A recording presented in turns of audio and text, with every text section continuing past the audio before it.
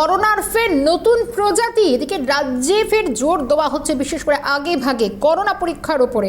সেই মতো সিএলআই বিশেষ করে করোনার লাইকেন্স বা করোনার মতো এই ধরনের অসুখের উপসর্গ থাকলেই পরীক্ষা করার উপর জোর দেওয়া হচ্ছে। সব মিলে 3 জন আক্রান্ত, শহরে 3টি হাসপাতালে চিকিৎসাধীন।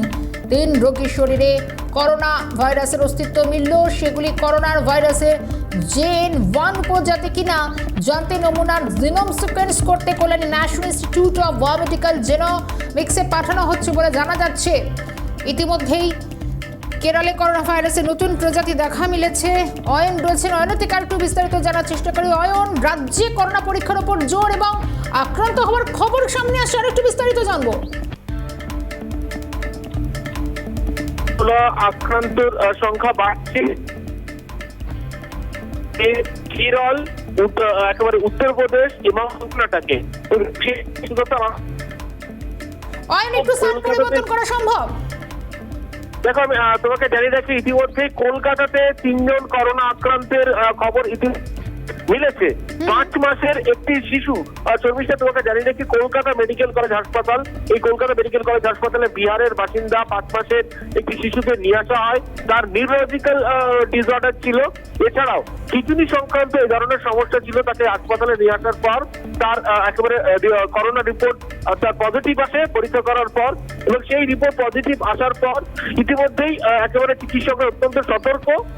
কলকাতা মেডিকেল কলেজ হাসপাতালে যে শিশুদের যে আইসিইউ রয়েছে সেখানে ওই শিশুটিকে ভর্তি রাখা হয়েছে, এবং তার যে নমুনা কি ধরনের প্রজাতির করোনাতে আক্রান্ত, ওই শিশুটি আদৌ JN.1 কিনা তা জানতে ইতিমধ্যে জিনোম সিকোয়েন্সিং এর জন্য Calcutta school of tropical medicine সেখানে তার নমুনা ইতিমধ্যে পাঠানো হয়েছে। একটু নিশ্চিত করতে চাইবো, কারণ কেরলে করোনা ভাইরাসের নতুন এই প্রজাতি যখন ইতিমধ্যে মাথা চাড়া দিচ্ছে বলে জানা যাচ্ছে যে সেটা নাকি কমিউনিটিতে ছড়িয়ে পড়ছে, কিন্তু সবথেকে উদ্বেগজনক যে বিষয়, কলকাতায় অর্থাৎ রাজ্যে নতুন এই প্রজাতির কি তাহলে প্রবেশ ঘটলো? অর্থাৎ এই যে জিনোম সিকোয়েন্স পরীক্ষা করার জন্য পাঠানো হয়েছে, অত্যন্ত ভাইটাল এই মুহূর্তে এই পরীক্ষার রিপোর্ট সামনে আসা।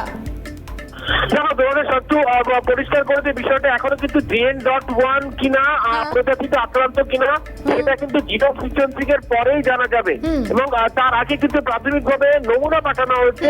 কিন্তু করোনা পজিটিভ এই 3 জন, এটা কিন্তু পরিষ্কার একেবারে রিপোর্টে। কিন্তু কোন ধরনের প্রজাতিতে আক্রান্ত তা কিন্তু এখনো পর্যন্ত পরিষ্কার নয়। তার জন্য জিনোম সিকোয়েন্সিং এর জন্য নমুনা পাঠানো হয়েছে। একজনের নমুনা পাঠানো হয়েছে Calcutta school of tropical medicine, এবং বাকি 2 জনের নমুনা পাঠানো হয়েছে কল্যাণীতে জেনোমিক্স রিসার্চ সেন্টার রয়েছে, সেখানে কল্যাণীতে পাঠানো হয়েছে জেএনএম নমুনা পরীক্ষার জন্য। কিন্তু এই জায়গাতে দাঁড়িয়ে জিনোম সিকোয়েন্সিং এর রিপোর্ট কি আছে তার উপরে কিন্তু সমস্ত কিছু নির্ভর করছে। কিন্তু সব মিলিয়ে এখনো পর্যন্ত যেমনটা জানা গিয়েছে যে স্বাস্থ্য দপ্তরের যে পরিসংখ্যান, সেই পরিসংখ্যান মতো সূত্রের খবর যে বুধবার পর্যন্ত রাজ্যের সরকারি হাসপাতালে মোট 193 জনের RT-PCR পরীক্ষা হয়, তবে কারো রিপোর্ট কিন্তু পজিটিভ আসছে। কিন্তু তার মধ্যে এই 3 জনের রিপোর্ট পজিটিভ হলো, কিন্তু প্রত্যেকেরই করোনা পজিটিভ। তবে JN.1 কিনা তা কিন্তু জিনোম সিকোয়েন্সিং এর পর একটু পরিষ্কার করে জানা যাবে। অয়ন, এখান থেকে একটু বিষয় একটুখানি নিশ্চিত করার চেষ্টা করি, কারণ এখনো এটা JN.1 অর্থাৎ নতুন প্রজাতি কিনা সেটা অবশ্য পরীক্ষার বিষয়। কিন্তু তুমি যা তথ্য দিচ্ছ, রাজ্যে 3 জন করোনা আক্রান্তের খবর পাওয়া গিয়েছে, তা যদি সত্যি হয় তাহলে সামনেই ক্রিসমাস, বর্ষবরণ, অর্থাৎ আমি বলছি এই যে আবার একটা সেই গ্যাদারিং, এই জায়গাগুলোর একটা সেই জায়গা তৈরি হচ্ছে, তাহলে এক্ষেত্রে স্বাস্থ্য দপ্তর বা বিশেষ করে সতর্কতা কি নেওয়া হতে পারে বলে আপাতভাবে সামনে আসছে? দেখো, গতকালই কিন্তু রাজ্যের স্বাস্থ্য সচিব নারায়ণ স্বরূপ নিগম যে কথাটি জানিয়েছেন আমাদেরকে, যে ইতিমধ্যে কিন্তু যখন অ্যাডভাইজারি পাঠানো হয়েছে কেন্দ্রীয় স্বাস্থ্য পরিবার কল্যাণ মন্ত্রকের তরফ থেকে, সেই অ্যাডভাইজারি পাঠানোর পর সার্ভেলেন্স অর্থাৎ নজরদারি এবং মনিটরিং কিন্তু রীতিমধ্যেই বাড়ানো হয়েছে। সেই ব্যবস্থাপনা ইতিমধ্যে সতর্ক করা হয়েছে।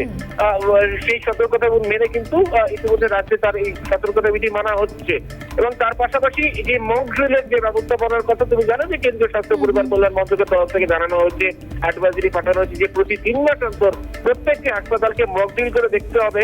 যদি এই JN.1 আনা যায় তাহলে সেক্ষেত্রে কি ব্যবস্থাপনা রয়েছে হাসপাতালগুলো তা কিন্তু মক ড্রিল করতে বলা হচ্ছে, এবং রাজ্যের তরফ থেকে যে ব্যবস্থাপনা সার্ভেলেন্স রীতিমধ্যে বাড়ানো হচ্ছে এবং মনিটরিং কিন্তু ইতিমধ্যেই বাড়ানো হচ্ছে এবং তারই ফলশ্রুতি হিসেবে কিন্তু এই নতুন করে বেশ, আমাদের নজর তো সেদিকে থাকবে, কারণ ওমিক্রনের উপজাতি কিনা, কতটা নতুন এই প্রজাতি আদৌ কতটা, সেটা সবটাই টেস্টের উপর ডিপেন্ড করছে। ধন্যবাদ জানাই, সঙ্গে ছিলেন অয়ন শর্মা।